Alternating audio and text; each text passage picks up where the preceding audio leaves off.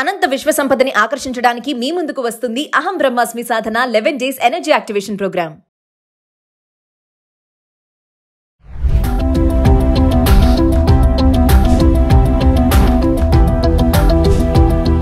నమస్తే, welcome back to Suman T. ప్రస్తుతం మనతో పాటు ఉన్నారు ఫ్యామిలీ కౌన్సిలర్ రజనీ రమ్మ గారు. నమస్తే మ్యామ్.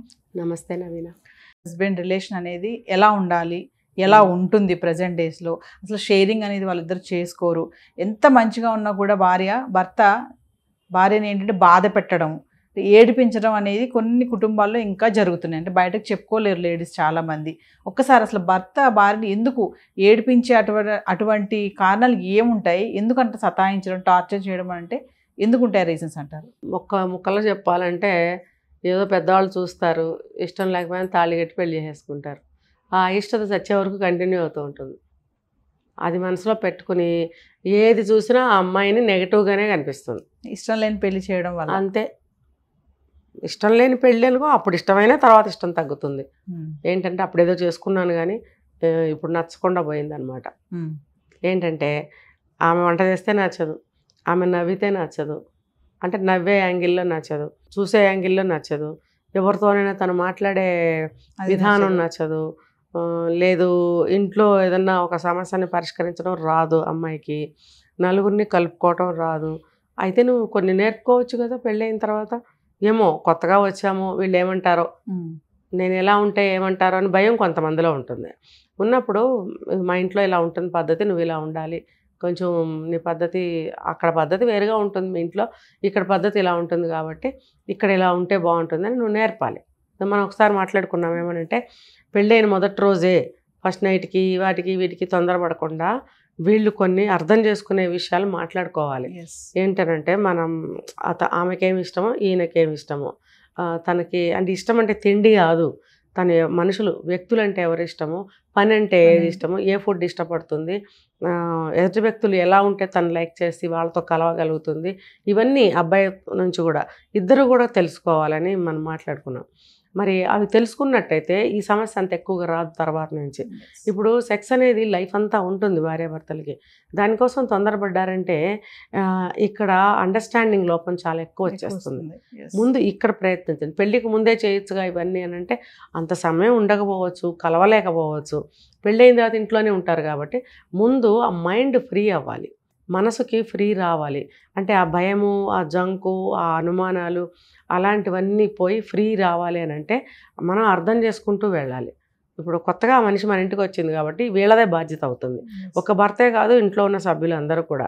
మరి ఆ స్థితికి ఎప్పుడు వస్తారు వీళ్ళు? రారు. ఆ అమ్మాయి అలా ఉంటే, ఈ అబ్బాయి ఏదోటి అంటుంటే అత్తగారు కూడా అవునరా అబ్బాయి అని అంటుంటే ఆజ్యం పోసినట్టుగా ఉంటుంది. ఈ అమ్మాయికేమో పాపం చేత కాదు అనుకుందాం, ఎలా నేను తను మారాలో చేత కాదు, తనకు అట్లానే వచ్చు, ఏం చేయాలో అర్థం కాదు, ఏడుస్తూ ఉంటుంది, ఇంకా లైఫ్ అంతా కంటిన్యూ అవుతుంది. ఇవన్నీ కట్టుకథలు కావండి, జరిగినవే జరుగుతున్నవే. కొంతమంది భర్తలు ఉంటారు మేడం, వాళ్ళు కొట్టరు, ఏమన్నారు కానీ మాటలతో ఇంక చంపినట్టు హీనపరుస్తారు, మాటలతోటే బాధ పెట్టేస్తూ ఉంటారు. తెలియక కావాలనా ఎందుకు అంతలా అంటే చూస్తున్నారు కదా, ఎదురుగా భార్యను చూస్తున్నారు, ఎలాంటిదో తెలుసు అంటే అందరి గురించి కాదు, కొంతమంది అయితే ఉన్నారు కదా సిన్సియర్గా ఉన్న వాళ్ళు, కష్టపడే వాళ్ళు, అర్థం చేసుకొని సంసారం నడిపే వాళ్ళు ఉంటారు కదా. అయినా సరే భర్త మాటలతో చాలా కఠినమైన మాటలు మాట్లాడామని ఇబ్బంది పెట్టి బాధ పెడుతూ ఉంటారు. అంటే ఇక్కడ రెండు, ఒకటి మార్చుకోవడం అంత కష్టమేమీ కాదు, ఎన్నో నేర్చుకుంటాడు మనిషి. ఎందుకు నేర్చుకోలేరు? ఇక్కడ ఏంటంటే నేర్పితే మా ఇంటి పద్ధతి ఇది, లేకపోతే సమాజంలో ఎలా ఉండాలి, ఫలానా వ్యక్తులు వచ్చినప్పుడు ఇలా ఉండాలి అని ఒక 10 ఇన్సిడెంట్స్లో అన్నీ నేర్పేయచ్చు. తనకి నేర్పడం అలాగే మట్టిలాగానే ఉంచుతాడు. ఎందుకంటే తనకి లాభం ఆమె అలా ఉంటే, 2 విధాల లాభం. ఒకటి, ఈయన చేసే ఏ పనికి అడ్డుపడకుండా ఉంటుంది. రెండోది ఏంటంటే నీకేం రాదు అని అంటే లొంగి ఉంటుంది. అది అనమాట. అన్నీ నేర్చేసుకుంటే మరి తెలివితేటలు మించిపోతే తను డౌన్ అవ్వచ్చు, తను చేసే అన్ని కనుక్కుంటుంది, తను చేసే అన్నిటికీ అబ్జెక్ట్ చేస్తుంది, ప్రతిదానికి సలహా ఇవ్వడానికి వస్తుంది. ఈ మనం కొన్ని సినిమాల్లో కూడా చూసాము, ఇలాంటి భార్య సలహా ఇవ్వతే ఇచ్చేవాళ్ళే నోరు మూసుకుని లోపలికి వెళ్ళి పని చేసుకో, ఇలా హీనంగా తక్కువ చేసి మాట్లాడతారు. ఇది కావాలని మగవాళ్ళు చేస్తున్నదే, ఇది చాలామంది చేస్తారు. ఇది అంటే ఈ జనరేషన్లో నాకు తెలియదు కానీ ముందు జనరేషన్ తీసుకుంటే ఇలా చాలామంది భార్యలని నొక్కిపెట్టి వాళ్ళని డెవలప్ అవ్వనివ్వరు, అయ్యేలాగా వాళ్ళకి ఛాన్స్ ఇవ్వరు. కనీసం వీళ్ళు మార్చాలని ప్రయత్నించరు, కావాలనే. వాళ్ళు అలా ఉంటేనే వీళ్ళకి లాభం. వీళ్ళు కొంతమంది గ్రంథాలు ఉంటాయి బయట, ఆ గ్రంథాలు నడపాలి, లేదా డబ్బు లావాదేవీలు ఏమన్నా, లేకపోతే ఎవరెవరిని కలుస్తున్నారు, ఎవరెవరితో తిరుగుతున్నారు, ఎప్పుడు వెళ్తున్నాడు, ఎప్పుడు వస్తున్నాడు, ఈ టైంలో ఆఫీస్లో ఉన్నాడు, ఈ టైంలో ఎక్కడ ఉన్నాడు, ఇవన్నీ భార్యకి తెలియకూడదు. ఎందుకంటే అమ్మాయికి నాలెడ్జ్ పెరిగిపోయి, తెలివితేటలు, ఆలోచన శక్తి పెరిగిపోతే వీటి మీద కాన్సన్ట్రేట్ చేస్తుంది. అలాగని చేయకుండా ఉంటే దాని మొహాన్ని ఒకళ్ళని ఇద్దరు పిల్లలు పడేస్తే వాళ్ళ మధ్యలో పడి కొట్టుకుంటూ ఉంటుందని చెప్పి వెంటనే పిల్లలకు కూడా ప్లాన్ చేస్తారు అలాంటి వాళ్ళు. వాళ్ళని పెంచుకుంటూ అలాగా పడి ఉంటుంది. అటువంటి మెతకదనమే, అటువంటి తెలివితేటలే పిల్లలకు కూడా వచ్చేస్తాయి. అప్పుడు ఏమంటాడో తెలుసా, ఒక డికేడ్ అయిపోయిన తర్వాత, మొద్దు బుర్రవి, నీ మొద్దే వచ్చింది పిల్లలకు కూడా, నీ బుర్రే వచ్చింది పిల్లలకు కూడా, పిల్లల్ని ఎలా పెంచావు, నీ పిల్లలు అంటాం మొదలెడతాడు. దాంతో ఏమవుతుందంటే పిల్లల మీద కూడా హైడ్రేట్ అతనికి పెరుగుతూ ఉంటుంది, పిల్లలకు కూడా పెరుగుతూ ఉంటుంది. ఇలా ఎందుకు చేయాలి? జీవితకాలం సాగుతుందండి ఇది. ఇంకొకటి ఏంటంటే, ఏదైనా చిన్న చిన్న హెల్ప్లు ఏమన్నా అంటే అది అయిపోయింది. ఇప్పుడు నేను చెప్పేది అన్ని జనరేషన్స్కి. ఏదైనా ఒక చిన్న చిన్న హెల్ప్లు చేయమంటే కోపం వస్తుంది వాళ్ళకి, చెయ్యరు. ఒకటి అర చేసినా సరిగ్గా చెయ్యరు, చేస్తే మళ్ళీ మళ్ళీ అడుగుతారు. ఇది కూడా ఏడిపించడమే అవుతుంది. ఇక ఒక్కరేదో తెలుసో తెలియక కింద పడిపోవడం అంటే ఏంటంటే చేతిలో గ్రిప్స్ ఉండవు వాళ్ళకి. అంటే దాన్ని గట్టిగా పట్టుకోవాలి, పెట్టాలి. సో ఫర్ ఎగ్జాంపుల్ పొయ్యి మీద పాలు ఉన్నాయి చూడమంటే చూడరు తెలుసా, చూస్తానులే అంటారు, చూడరు, అటెటే వెళ్ళిపోతారు, పొంగి నాశనం అవుతాయి అనమాట. అంటే ప్రౌడ్ అంటారా, నేను ఎందుకు వెళ్ళాలి, అమ్మో నేను లోకమైపోతాను, పొయ్యి దగ్గర నుంచి పాలు చూస్తే లోకమైపోతాను. అలాగే మనం ఏదన్నా కుక్కర్ చెప్పామనుకోండి, ఇన్ని విజిల్స్ వచ్చాయి తగ్గించండి అని, అంటే వాళ్ళు ప్రధానంగా ఉన్నారని మనం అనుకోవాలా, కావాలని చేశారు, అది మనకు అర్థం కాని చేష్టలు చేస్తారు. అది ఇప్పుడు ఆయన ఫోన్ చూసుకుంటున్నాడు కదా, మనం ఏదైనా పని చెప్తాము, ఆయన విన్నాడో లేదో మనకు తెలీదు. ఆయన విన్నాడని మనం అనుకుంటాము, ఆయన వినలేదు. ఎందుకు వినకపోవాలి? ఇక్కడ పెళ్ళాం అరుస్తుంది కదా, అరుస్తున్నప్పుడు ఏదో ఒక సౌండ్ వస్తుంది, వినాలి కదా, వినరు. అమ్మో పట్టించుకుంటే అన్నీ మనం లోకమైపోతాం. ఇది కూడా ఏడిపించడమే భార్యల్ని. ఏమవుతుందండి, అది కొంచెం విజిల్స్ వచ్చి సిమ్ పెట్టండి, ఆఫ్ చేయండి, లేకపోతే పాలు పొంగుతుంది, ఒక 2 నిమిషాల నుంచోండి, ఇంకో పనిలో ఏదో ఎమర్జెన్సీ టాయిలెట్కి వెళ్ళాల్సి రావచ్చు, ఇలాంటప్పుడు కూడా వాళ్ళకి హెల్ప్ చేయరు. ఇది కూడా ఏడిపించడమే అవుతుంది. ఇలా చెప్పుకుంటూ పోతే బోల్డంత లిస్ట్ ఉందండి. ఎందుకు ఏడిపించాలి అసలు? అది నేను చాలాసార్లు చెప్పాను, మళ్ళీ చెప్తున్నా, ఈ పాలు పొంగడం అనేది భార్యది కాదు, కుక్కర్ విజిల్స్ తగ్గించడం అనేది భార్య పని కాదు, ఇల్లు ఊడవటం అనేది భార్య పని కాదు. అంటే భార్యకు ఒక్కదానికే కాదు, కుక్కర్లో అన్నం ఉంటే అన్నం అందరికీ, పాలు కాస్తే పాలు అందరివి, ఇల్లు నాశనం అయితే అదంతా నానా ఇది అయిపోతుంది. ఎందుకు ఈ కష్టాలన్నీ? మనది అని అనుకోవాలి. ఇప్పుడు బట్టలు ఉతుకుతుంది అంటే తను ఒక్కటే ఉతుకుతుందా? కాదు కదా, అందరివి ఉతుకుతుంది. అలాగే గిన్నెలు తోమితే అందరివి తోముతుంది, తను ఒక్కదే కాదు కదా, ఆ పని తనదే అన్నట్టుగా ఎందుకు అనుకోవాలి? ఇప్పుడు వయసు అయిపోయిన వాళ్ళు పాపం చేసుకోలేరు, వాళ్ళకి హెల్ప్ చేయొచ్చు. ఎందుకు హెల్ప్ చేయొచ్చు అంటే వాళ్ళు ఇంతకాలం ఏ పని చేయలేదు కాబట్టి బోళ్ళంత ఓపిక ఉండనే ఉంటుంది. ఏదో బీపీలు, షుగర్లు, ఏదైనా పెద్ద కంప్లైంట్స్ ఏమైనా వస్తే చెప్పలేం, కానీ సాధారణంగా బాగానే ఉంటారు. మళ్ళీ వాళ్ళు ఏమి చెయ్యరు. వాళ్ళు ఎందుకు చేయకపోవాలి? మనది అనుకోండి. లేదు అనారోగ్యం వచ్చింది అనుకోండి, అప్పుడైనా ఎవరు చేస్తారు? మీరే చేయాలి. పిల్లలు ఉంటే చేసే పిల్లలు అయితే పర్వాలేదు, ఇంట్లో ఎవరూ లేకపోతే ఆ పరిస్థితి ఏంటి? కొంతమంది అయితే పని మనిషిని పెట్టుకోలేరు, మరి వాళ్ళ పరిస్థితి ఏంటి? ఇంక ఎప్పుడు కూడా పాడెక్కే వరకు భార్య చేయగలుగుతుందా? ఒకవేళ ఆవిడ అదృష్టం బాగుండి ముందే వెళ్ళిపోయింది అనుకోండి, అప్పుడు మీకే కష్టాలు రావా? కొంతమంది మగవాళ్ళు ఏం మాట్లాడతారు తెలుసా, నాకు అలాంటి కష్టాలు ఏమీ రావు అంటే. ఇప్పుడు చూస్తున్నాం మనం రెండో పెళ్ళికి తయారైపోతున్నారు అందరూ. కొంతమంది ఏమని అడుగుతారంటే, కొంచెం వండి పెట్టి నా మంచి చెడ్డ చూస్తే చాలు. మీ మంచి చెడ్డే చూడాలా? మీకు వండి పెడుతూ మీ మంచి చెడ్డ చూడటానికే మీకు భార్య కావాలి.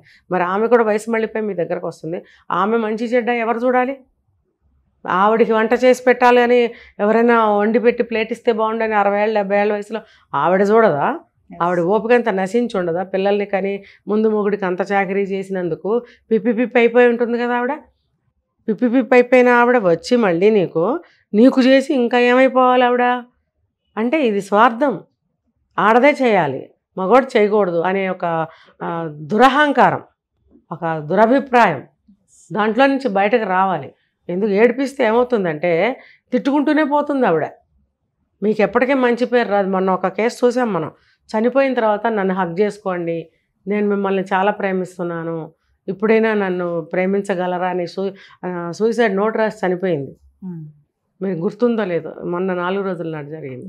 ఎందుకు భార్యలను ఎందుకు ప్రేమించలేకపోతున్నారు మీరు? ఆవిడతో చాకరీకి తెచ్చుకుంటున్నారా మీరు? మళ్ళీ ఇంకా వాళ్ళు కట్నం ఇచ్చి మీకు ఎదురు మిమ్మల్ని మీకు చాకరీ చేయడానికి వస్తుందా? మీరు చాకరీ చేయాలనుకుంటే మీరు ఇచ్చుకోండి. కట్నాలు తీసుకునే వాళ్ళందరికీ నేను ఇస్తున్న సలహా ఇది. అంతేగాని కట్నాలు వాళ్ళే ఇవ్వాలి, పురుళ్ళు వాళ్ళే పోయాలి, అవి ఇవి ఇవి ఇస్తూ వాళ్ళే ఇస్తూ ఉండాలి, వచ్చి చాకరీలు చేయాలా మీకు? ఈ ఆచారాన్ని నేను ఎప్పుడూ కూడా సపోర్ట్ చేయనండి. కావాలంటే మీరు ఇచ్చుకోండి, అవన్నీ చేయాలంటే ఇచ్చుకొని మీరు చేయించుకోండి. అప్పుడన్నా నాకు జీతం ఇస్తున్నారన్న మా ఊహతోనైనా అభిప్రాయంతోనే పని చేయొచ్చు కదా.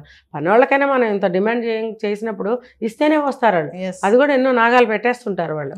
మరి 365 రోజులు జ్వరం వచ్చినా మొగుడు దిక్కులేనట్టు చూడ్డ అసలు. ఇంకో కుక్కర్లో రైస్ పెడదామా, కొంచెం టీ కాఫీ తాగుతావా, కలిపి ఇవ్వడము రాదంటాడు. కాఫీ రాదంట, తాగుతాడు. మళ్ళీ అన్నం తింటాడు, అన్నం వండటం రాదు. మరి రకరకాల కూరలు కావాలి, ఒక 2 కూరలు వండటం నేర్చుకోడా? ఈ తరం పిల్లలకు నేను చెప్పట్లేదు ఇది. ఈ తరం పిల్లలు బాగానే చూసుకుంటున్నారు పిల్లల్ని. మరి ముందు తరం వాళ్ళు కానీ అంతకుముందు తరతరాల నుంచి ఇంకా బ్రతికే ఉన్నారుగా వాళ్ళందరూ. 60, 70 వచ్చిన వాళ్ళు అందరూ ఉన్నారుగా. మారండి. మగవాళ్ళకి ఎంత కాదన్నా ఎంతో అంత శక్తి ఉంటుంది. ఆడదానికి బాగా పిప్పైపోతారు ఆ వయసుకి. అది అర్థం చేసుకోవాలి. ఇంకా ఏడిపిద్దాం, ఇంకా కొడతారండి ఈ వయసులో పిల్లల్ని. అసలు ఏం చేయాలి? వీళ్ళు ఏమని తిట్టాలి? వాళ్ళ చేతులు ఇరక్కొట్టాలి. చేతులు ఇరక్కొట్టి మూల కూర్చోబెట్టి తిండి పెట్టకుండా కూర్చోబెట్టాలి. ఎందుకంటే అప్పుడు కూడా ఆవిడే వండి పెట్టాలి కాబట్టి.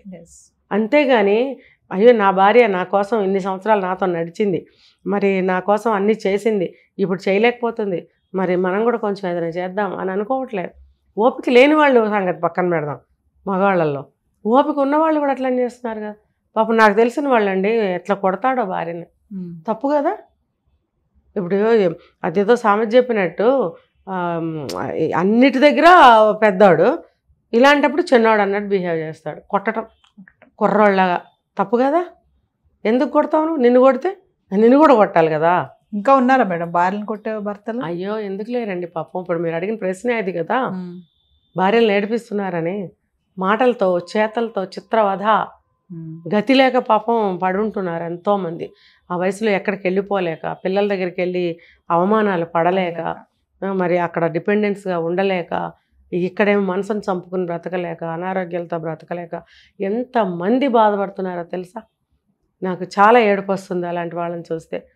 భర్త ఉన్నది దేనికి? నేను ముందు చెప్పా, తండ్రి తోడుగా ఉన్నారు అప్పటి వరకు. మరి మిగతా కాలం అంతా తండ్రి అంత వయసు ఉండలేరు కదా. అందుకని ఒక వయసు అబ్బాయిని తీసుకొచ్చి తోడుగా పెళ్లి చేస్తారు. మరి ఏం చేస్తున్నాడు అతను కూడా ఒక 50-60 ఏళ్ళు కాపురం చేసిన తర్వాత అంటే అన్ని విధాలా వాడుకుని మళ్ళీ హింసలు ఆ వయసులో కూడా కొట్టడం. నీకు తలనొప్పి అయితే ఏమైంది, వంట చేయలేవా?